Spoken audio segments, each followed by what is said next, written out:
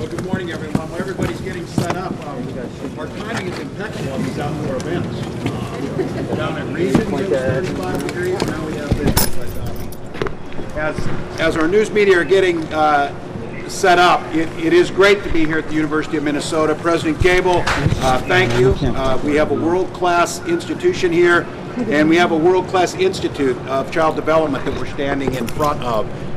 Commissioner Showalter is here along with Lieutenant Governor and myself, and then you're going to hear from a student at the University of Minnesota to talk about what our next project is. When I talk about projects, we're here today to talk about what is commonly the bonding bill, the local jobs and project bill. For Minnesotans to know, this is your property. These are assets that belong to the people of Minnesota, and keeping them and modernizing them, making them accessible to all Minnesotans, and making use of technology to make them more energy efficient and tackle the challenges of climate change. That's what the bonding bill does. The bonding bill that you've heard about is an investment, much like your home, whether it would be in replacing windows or roofs or adding an addition when your family grows. That's what we do in Minnesota. And Minnesota has one of the strongest credit ratings, which means we get the best interest rates on this, which means when we invest, we're able to maximize the use of that money, maximize these projects that not only create jobs, they create the space. Again, I think sometimes it gets thrown around a lot. We have the statistics to prove it, and you'll hear a little of this, I'm sure, from President Gable. The world-class research that's done here on our children and for our children fits in perfectly with what the Lieutenant Governor and I oftentimes talk about. We want Minnesota to be the best place in the country for children to thrive in. And that is all of those assets, and this is one of those. So in this project, what we're unveiling today, you can get a look at it. Minnesota's fiscal state is strong, as you well know. We have the capacity to be able to service our bonds, and we're proposing about $2.7 billion in all of the bonding proposals, about $2 billion in general obligation bonds, and then there's some cash and some of the other, and you'll hear from Commissioner Showalter. And these are projects that have been vetted and talked about across Minnesota, whether it is a fire hall in Dilworth, Minnesota, a fire hall that was constructed pre-1980s, when that community serviced about 2,500 people and at about 2 square miles. Now they service over 5,000 people in a much broader geographic area. It no longer provides the safety that they need. It no longer provides the safety for our first responders who work in that building. Those are the type of projects, along with the one you're seeing here, and I mentioned this one especially. In 2019, the Lieutenant Governor and I, new President Gable was here, and others.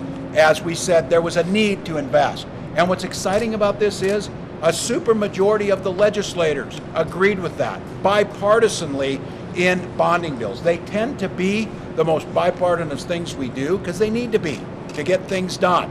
And this project was one that we highlighted as the first place we wanted to stop and one that needed to be done. So not only was it proposed, not only was it needed, it was then appropriated, and now you're seeing the building and the jobs, and you're going to see this in completion, I believe Mark told me, in August of 2022. So we'll see it, and then I'm assuming we'll get students moved in as quickly as we can. So it's exciting. We've got opportunities across Minnesota. These are jobs in local communities. They are geographically spread across the entire state. They focus on water infrastructure. They focus on the things that make life simply better for folks, as well as investing in the future like you see in this project here. So we're excited about it. We're glad to get it out there. We know the legislature will continue to add their projects and work together. But once again, much like we did in 2020, the ability to be able to move a bonding bill is certainly there. We expect the legislature will be enthusiastic about looking at these projects. We expect that they understand, and they're hearing from their constituents, what a difference this makes. And again, the idea of preparing for the next generation, this building, we saw it firsthand with our Lieutenant Governor, someone who graduated from the University of Minnesota and spent much time in this facility. And we were talking this morning how great will it be when her little one is ready to go to the University of Minnesota, that she will be in this building and this newly renovated one. With that, Lieutenant Governor Flanagan. Thank you so much. I'm making your plans for me. That's right, I appreciate it. I appreciate it. Well, thank you. Good morning, everybody. I can't stop smiling. I am so excited to be here. And as the governor mentioned, we had the opportunity to see the Institute for Child Development previously, and now seeing this gorgeous space with so much light, it really does focus on what is best for our children, and I think that it's just so exciting. So yes, Siobhan absolutely will need to be a gopher, so I'm just setting that up right now. But as many of you know, I graduated from the University of Minnesota with a degree in child psychology and American Indian Studies, and this place and this space, I've walked the halls as a student here, also had meetings with my graduate student advisor while sitting on the floor because there wasn't enough room in the overcrowded office to be able to meet. So seeing this space is just truly remarkable. So, you know, we know that there was insufficient space and dated resources, which really kind of held back not only our students themselves, but really the future around young people, young children, and the research opportunities that really, as we are talking about focusing on children and families, this is the place where that research and brain development is done. What is best for kids, and we want to make sure that it is a state-of-the-art facility, and you can see it behind us. And we've seen this time and time again when roads and bridges are deteriorating, when educational facilities are outdated, when affordable housing is unavailable, when water treatment plants are unsafe, our families and communities struggle to thrive. So many of the projects that we have included in our proposal have been waiting for years. And the longer they waited, the more critical their need became, and the more expensive the fix. But when we dedicate these resources to projects that are ready to go, we have the opportunity to make transformative change in communities and all across the state. So that is the power of bonding. So we have proposed, and now I'm going to get into the nitty-gritty and some of the numbers, we have proposed more than $450 million in safe and affordable housing projects, including a historic $250 million investment in housing infrastructure bonds to provide supportive housing to Minnesotans across the state and investments to repair existing shelters for our most vulnerable relatives and Minnesotans. More than $400 million in projects to help communities grow and prosper, from renovated community centers and building pools where children can learn how to swim to updating outdated fire stations. And this includes $100 million in a focus on equity and bonding to ensure communities who've been traditionally excluded from capital investments are now included. Organizations that focus on Black, Native, and community of color-led organizations are included in our bonding bill, and we think it's pretty good work. So more than $560 million to update roads, bridges, and water treatment plants and other critical infrastructure, and more than $1 billion in funding to maintain and renew property that taxpayers own and rely on every single day. And finally, more than $262 million in environmental stewardship projects to keep Minnesotans on the forefront of tackling climate change and preserving the natural resources that make our state so special. So I am super excited to keep highlighting these incredible and worthy projects across Minnesota. Today is a very good day, and with that, I'm going to introduce Commissioner Showalter. It sounds even better after you. Right? I know. I'm really excited. I knew it was good. Thank you, Lieutenant Governor. Good morning, everyone. For the record, my name is Jim Showalter, Commissioner of Minnesota Management and Budget, and I'm really thrilled to be here. You know, we started working on the capital budget from the shores of Lake Superior and Duluth several months ago, and we've come a long way. What I'm going to do is just give you a little bit of detail about what's in this recommendation. We got a quick summary over here, overall information here. There's detailed information that's available on the MMB website. But, you know, at the top line, this is a recommendation that takes care of the state's existing assets and moves us forward into the future, touching communities across the state, creating local jobs, and benefiting our climate. You know, as a chief financial officer, I just want to also just put on here a quick assurance to everyone. This recommendation is fiscally responsible. It's within our budget guidelines, within our financial guidelines, and it really helps push forward a lot of good projects and takes care of a lot of deferred maintenance that we really need to take care of. Nearly 40% of this recommendation is in that category of asset preservations, addressing lingering needs for buildings and facilities that need upkeep. This is a significant move. In 2020, the largest bonding bill ever enacted had about $169 million in asset preservation, sort of that general asset preservation for state agencies and higher education institutions like the University of Minnesota.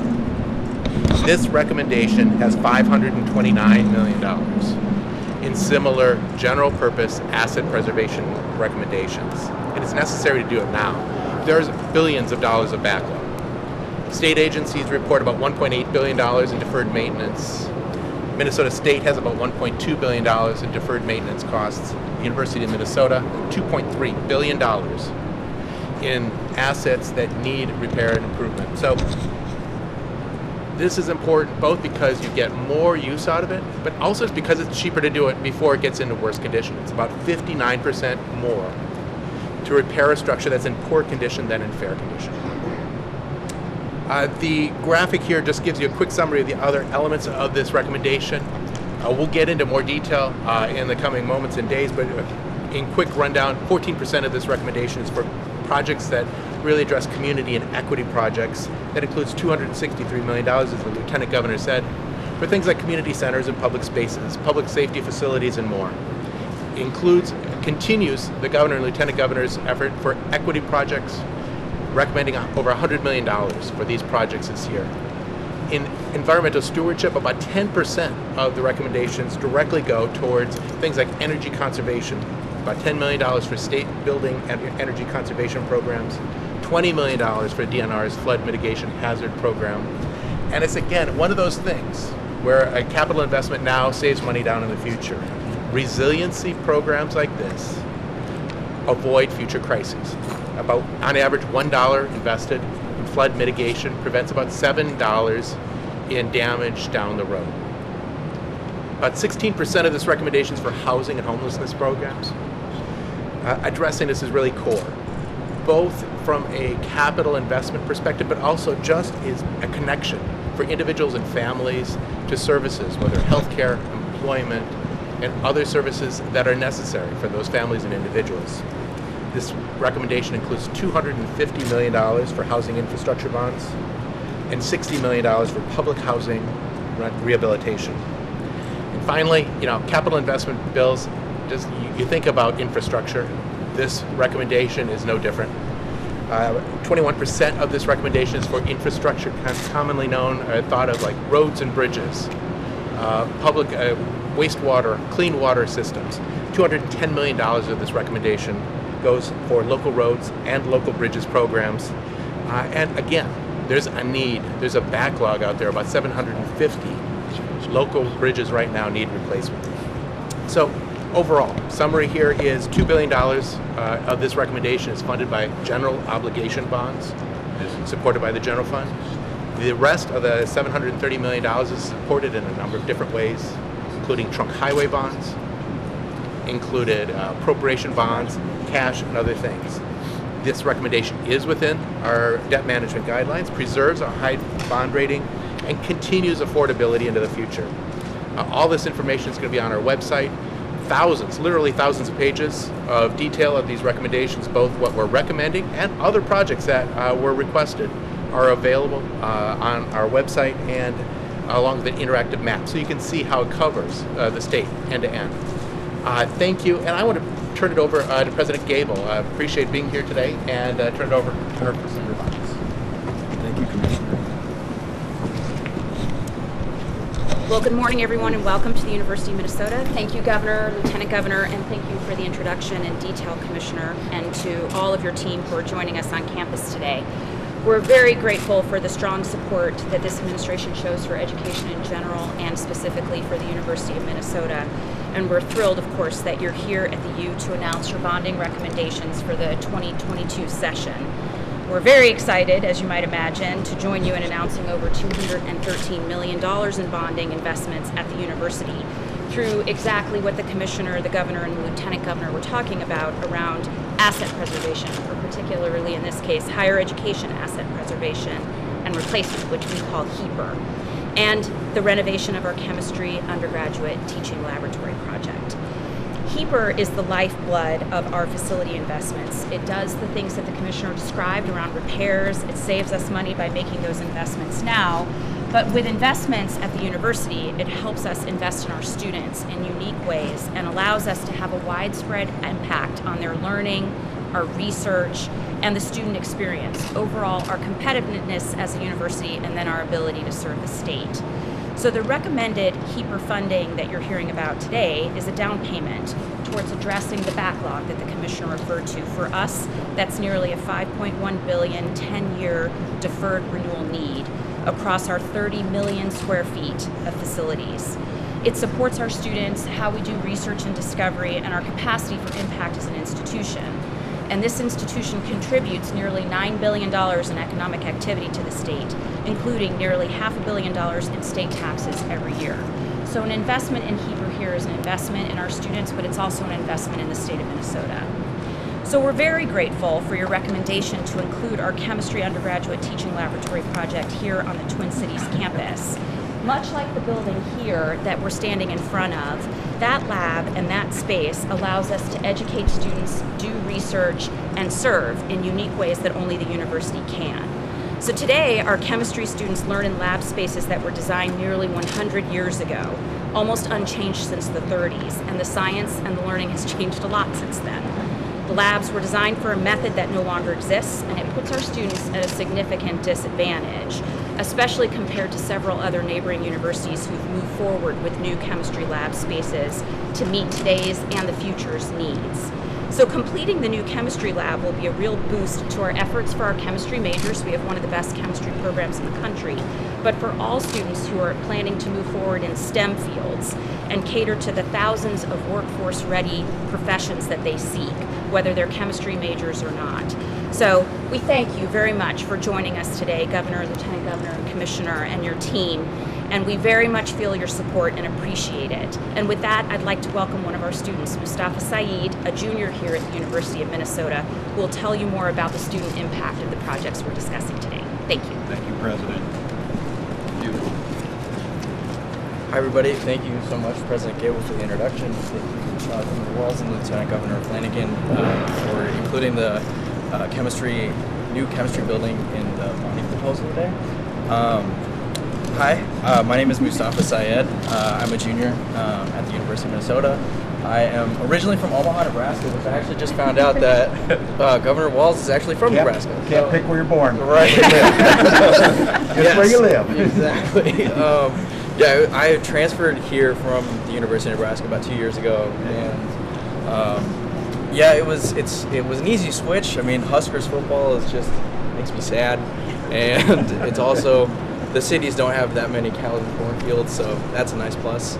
I want to echo the president in saying, just expressing my appreciation for your support for the university and for including this cool new chemistry building in the proposal. A little about me: I am wanting to be a doctor for as long as I can remember, and because of that end goal and that career goal in mind, I started my education journey here at the university by taking general chemistry that like a lot of students do, regardless of their majors, whether they're in STEM or not. I took it with Dr. Michelle Dreesen, who is an excellent professor, approachable, compassionate, passionate about what she teaches. And then this past summer, I had the opportunity to teach chemistry, and during the summer it was online, which had its own problems. But after talking with a lot of current and past TAs, I'm really grateful that I didn't have to teach it in person, just because of what the current setup is right now. They were telling me about how they have to stand in between two doorways, looking at students doing experiments on this side, watching groups of students work on the other side, and that's just the current conditions right now. And in learning all of what I've learned at the university, I haven't been able to look at two different directions at the same time. So also, now that it's cold, the Minnesota weather is freezing sometimes, so I'm glad that I don't have to stand 5 feet away from a doorway that blows in cold air every single time somebody walks in. That's just the state of what our chemistry building and what our TAs have to go through right now.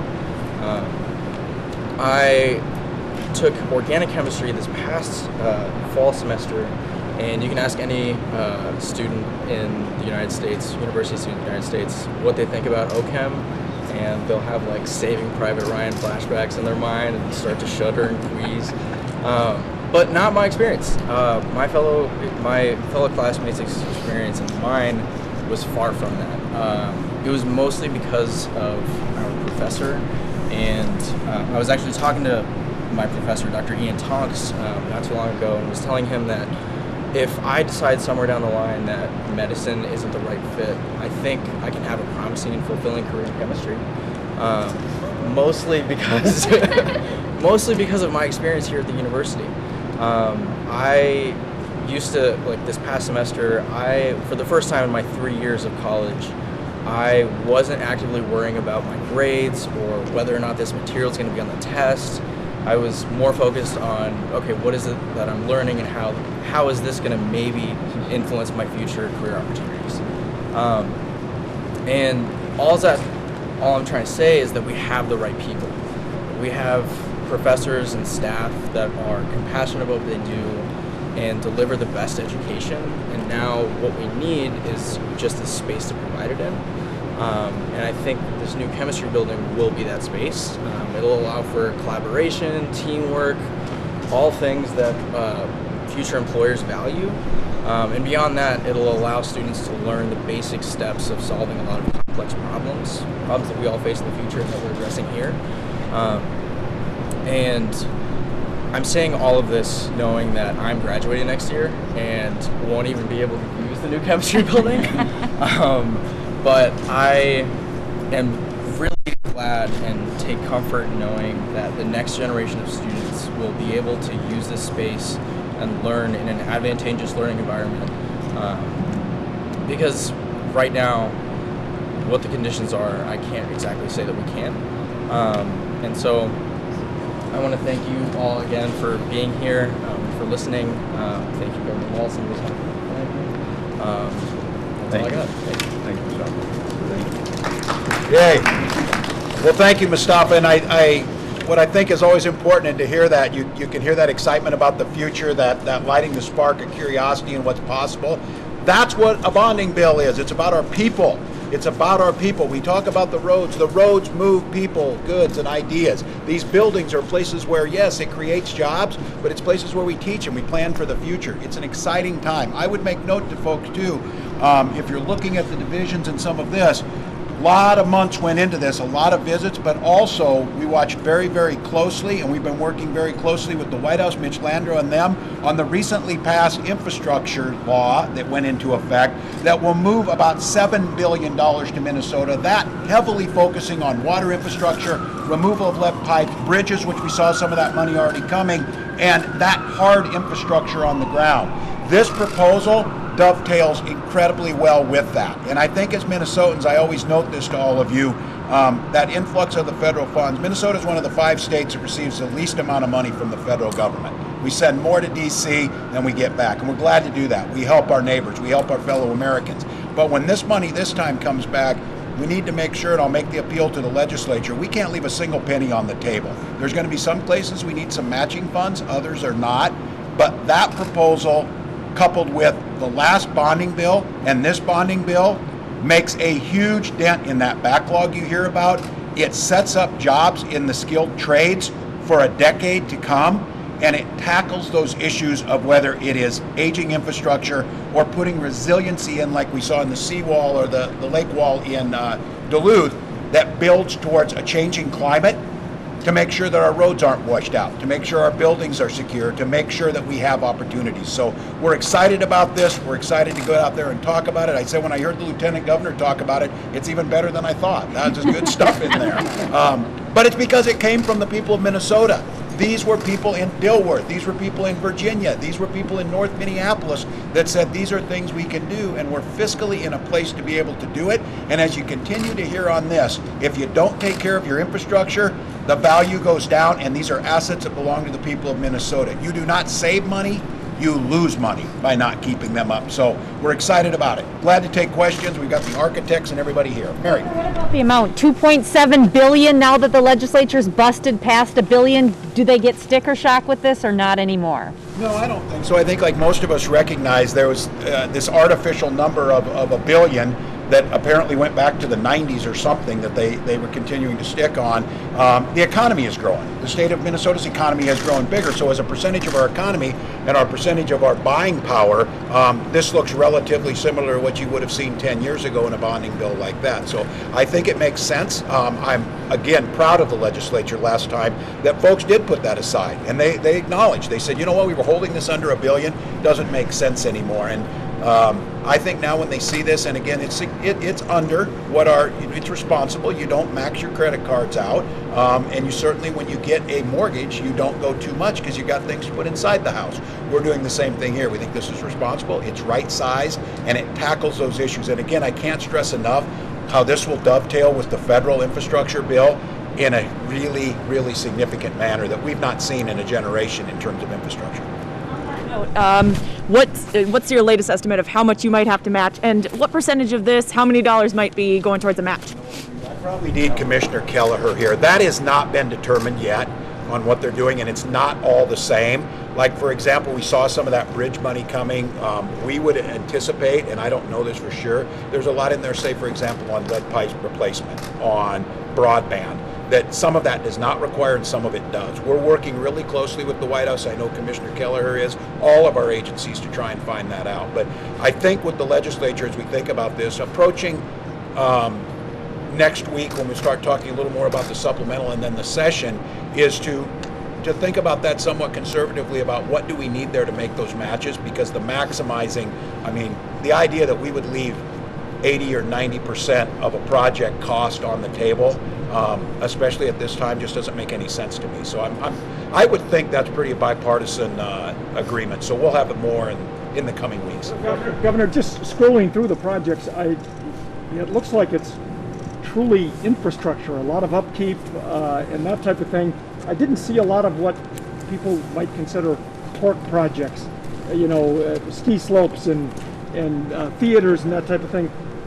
Did I just miss them, or is this mostly traditional quarry infrastructure? Those things, well, I consider it all part of that, and I think in a community, seeing some of those things, they matter. But I think, Tom's point is right. There's a school of thought out there that doesn't think that's there.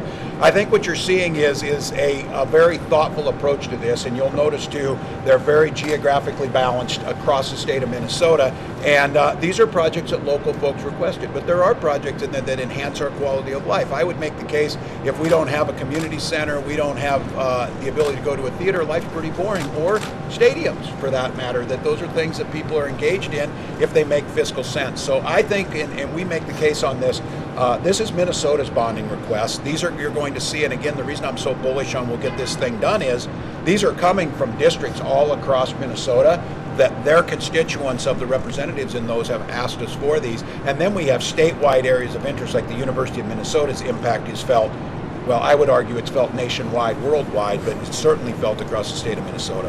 Governor, go ahead. The projects that were approved 15 months ago now in the last bonding bill, a lot of those have grown in cost because of inflation. Yeah. How much is in this bill to address inflation for past projects? Or will that be a separate piece of legislation? Good question. Yeah, it's a great question. Because there's concern about, do we have the right construction costs? All of the requests included estimates for inflation in those estimates. So the numbers that you're seeing before you on each individual project have an estimate of inflation in them already, based upon construction guidelines that are commonly accepted. The one place that inflation isn't reflected is on grant programs. So as they work those through, those projects have to get scaled depending on what's available.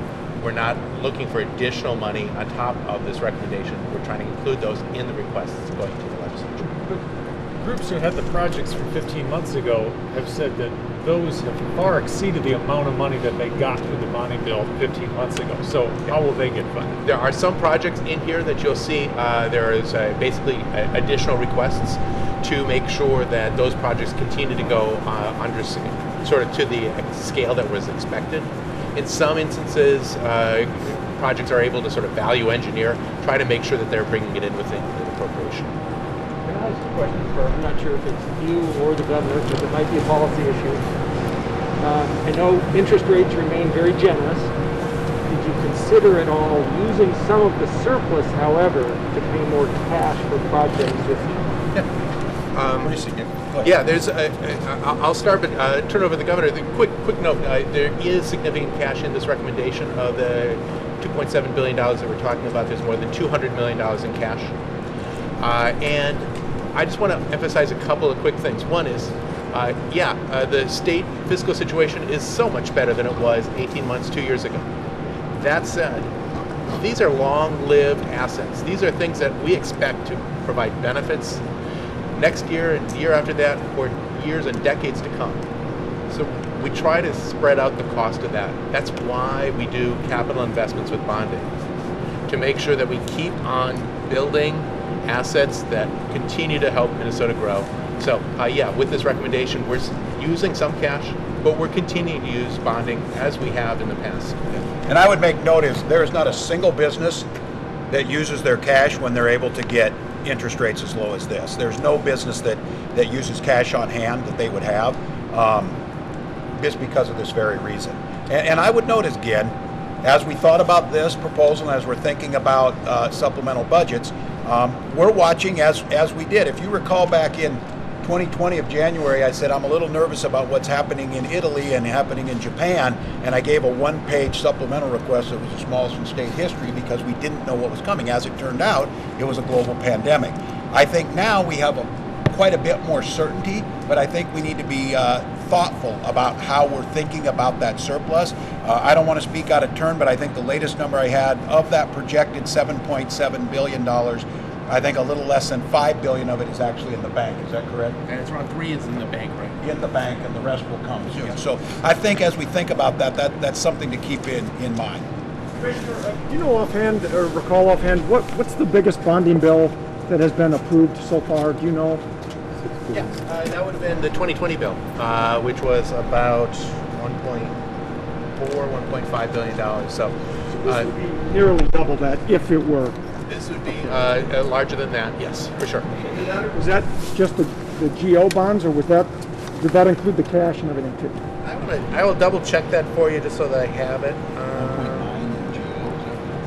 Let's see, 2020 Gov enacted about $1.9 billion. I'm getting coaching back here. It's pretty cool. $1.9 billion was enacted, all in. Question of how you're selling this. You call it local jobs. One lawmaker has reminded me that statute requires these to be statewide projects and is concerned that you're labeling them local. So the jobs building the fire hall in Dilworth is not a local job, is what they're saying?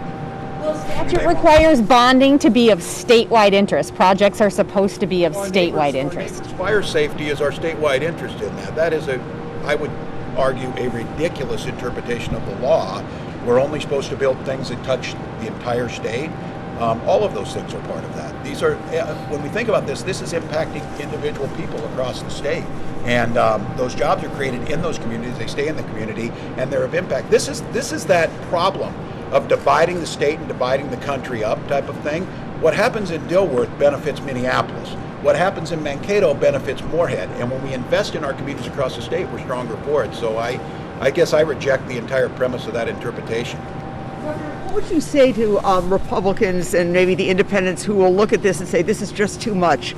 There's too much that's uncertain in our time, right now, and we just can't go along with this. That's the reason to do it. If there's uncertainty, the certainty of historically low interest rates, projects that are not going to get cheaper, and again, if the road is crumbling, to not fix it does not make it any cheaper, any safer, or any better. And so they can talk about the merits of the individual project, but this idea, again, I think it's always a bad analogy because it's a little more complex, but sometimes it makes sense. Budgeting like you would a family budget. Your single biggest investment is your home. I know it's a pain to replace the windows, but to not do it wastes more money and energy, makes you uncomfortable at the time, and diminishes the value of your house, which makes you a higher credit risk, and you might not be able to either sell your home when the time comes. So to make the case to Minnesotans, this all belongs to Minnesota. It's irresponsible not to keep it fixed up. What would you say, though, to Republicans who are bound to say, especially in an election year, are you worried about election year posturing that will enhance any arguments that might have existed in any other years? Well, it's potential. I can't tell how people think, and I don't want to assume the worst in folks, but there may be that case. I mean, I don't think it makes any sense, and like I said, they're going to hear from their constituents. The fact of the matter is the state of Minnesota is in the strongest fiscal shape that it's ever been.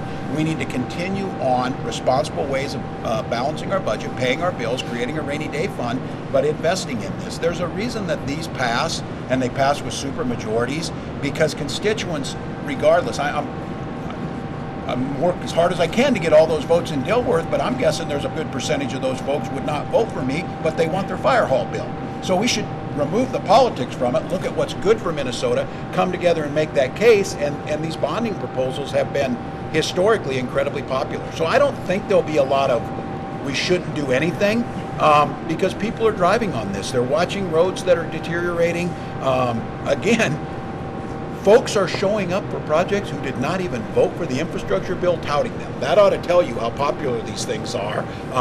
So for Minnesotans, they should expect us to do our work. Election year or not, do the work, invest, make smart financial decisions, and put the state of Minnesota in. What we need to do is, what I'm excited about is, I want to attract more people like Mustafa to come to Minnesota, not just to get a chemistry degree, but to start the next big company that's here, or work doing the things to improve lives and improve our quality of life.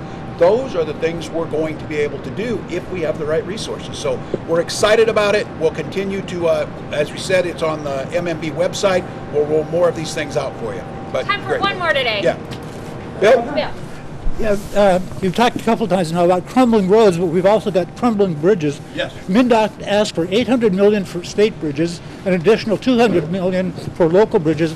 I don't see it as I make my first glance Yeah, our through it. supplemental budget is not out. Keep in mind that we'll be doing some of that there. And also where MnDOT's asking, and the federal government, last week we got announced, we were on an event federally where we got $302 million for bridges, $60 million this year of that. The rest of the infrastructure package is being worked out. And so there's been a lot of thought of how this dovetails, because it makes sense if we're getting federal support where the federal government should be, for us not to put it in here. So this gives us the opportunity to pick up some of these other projects. In the federal infrastructure bill, there's going to be limitations around some of the things that we can do. That's where I think Tom's talking about. You're seeing a lot of these projects that wouldn't fit in that, or are on the step to get done as quickly as possible. So we'll get there. We're looking at $6.7 billion federally. You saw where St. Paul and others are looking at this. I mean, the idea that we have still thousands of miles of lead pipes, which we know what the damage that does, to remove those and get those moving forward. There's a lot of reasons to be excited. Talking to folks on, and it was in International Falls, we were talking about this, finally finishing border-to-border broadband in a really smart manner. All those things are on the horizon, and every one of those things invests in the people of Minnesota. So I'm bullish on this. I think what you'll see is that there'll be more cooperation around this than it might appear on some other things, and all of those things are what Minnesotans are asking us to do. So thank you all. President, thank you. Thank you so much for something.